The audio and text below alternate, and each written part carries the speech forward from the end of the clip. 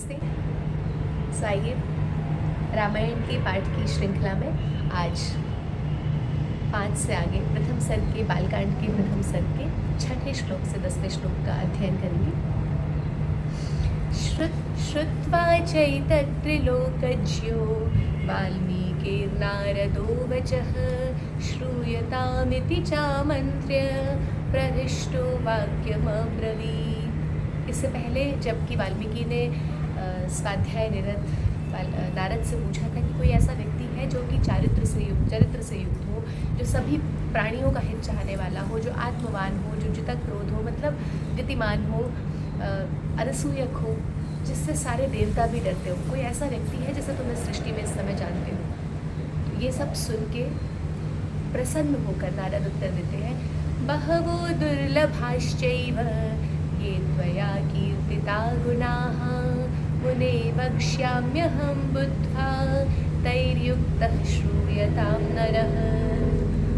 कहते हैं कि हे मुनि, आपने जिन बहुत से दुर्लभ गुणों का वर्णन किया है ना, उनसे युक्त मनुष्य के संबंध में सुनिए। मैं सोचता हूँ और फिर कहता हूँ।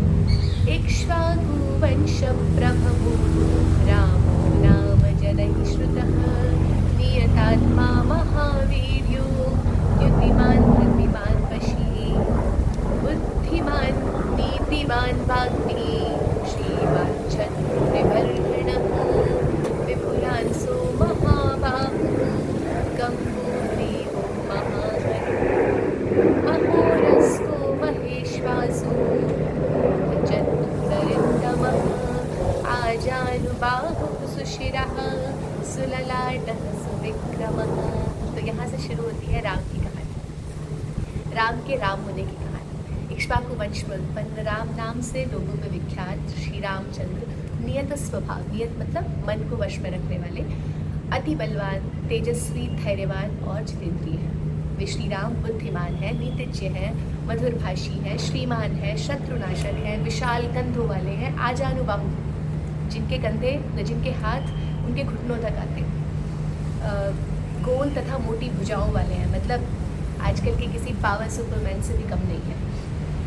तो ये नया ट्रेंड नहीं है, ये राम का फैशन है कि अपने टोले शोले बना के रखना। शंख के समान गर्दन वाले हैं, बड़ी ठोड़ी वाले और बड़े भारी धनुष को धारण करने वाले हैं।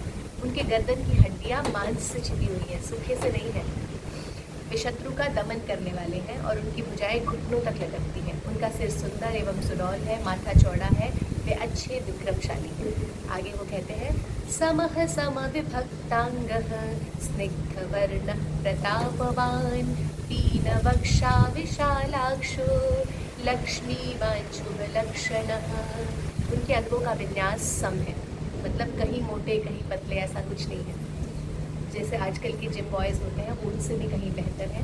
वे ना बहुत छोटे हैं ना बहुत बड़े हैं। उनके शरीर का रंग चिकना एवं सुंदर है, मतलब वो योगी हैं। वे बड़े प्रतापी हैं, उनकी छाती उभरी हुई है और नेत्र विशाल हैं। उनके सब अंग प्रत्यंग सुंदर हैं और वे शुभ लक्षणों से संपन्न हैं। धर्मज्ञः सत्यसन्धश्च प्रजानां च हिते रतः यशस्वी ज्ञानसम्पन्नः शुचिर्वश्यः समाधिमान्। वे धर्मज्ञ हैं, सत्य प्रतिज्ञ हैं, परोपकारी हैं, कीर्ति युक्त हैं, ज्ञाननिष्ठ हैं, पवित्र हैं, जितेंद्रिय हैं और समाधि लगाने वाले हैं। सोचिए, एक राजा होकर भी वो योगी, तभी तो उनका राज्य आज तक भी हम सभी के लिए एक उदाहरण है, राम राज्य। प्रजापति समः श्रीमान् धाता रिपुनिषूदनः रक्षिता जीवलोकस्य धर्मस्य परिरक्षिता रक्षिता स्वस्य धर्मस्य स्वजनस्य च रक्षिता वेद वेदांगतत्वज्ञो धनुर्वेदे च निष्ठितः। और ये श्लोक प्रमाण है कि राम धनुर्धारी थे। वे प्रजापति ब्रह्मा के समान प्रजा के रक्षक हैं, अति शोभावान हैं और सबके पोषक हैं। वे शत्रुओं का नाश करने वाले हैं और वे प्राणी मात्र के रक्षक और धर्म के प्रवर्तक हैं। हर व्यक्ति की रक्षा करना उन्होंने अपना कर्तव्य समझा है और वे अपने प्रजापालन रूप धर्म के भी रक्षक हैं। स्वजनों के पालक हैं, वेद और वेदांगों के मर्मज्ञ तथा धनुर्वेद में निष्णात हैं, शास्त्र और शस्त्र दोनों में माहिर हैं। सर्वशास्त्रार्थ तत्त्वज्ञः स्मृतिमान् प्रतिभानवान् सर्वलोकप्रियः साधु प्रदीनात्मा विचक्षणः, वे सब शास्त्रों के तत्वों को भली भांति जानते हैं। उत्तम स्मरण शक्ति से युक्त है, प्रतिभाशाली है, सूझबूझ वाले हैं, सर्वप्रिय है, सज्जन है, कभी दीनता न दिखाने वाले हैं, अपने आप को दीन नहीं दिखाते और लौकिक तथा अलौकिक क्रियाओं में दोनों में ही कुशल है। ऐसे थे हमारे श्री राम। इन को कल जानेंगे। धन्यवाद।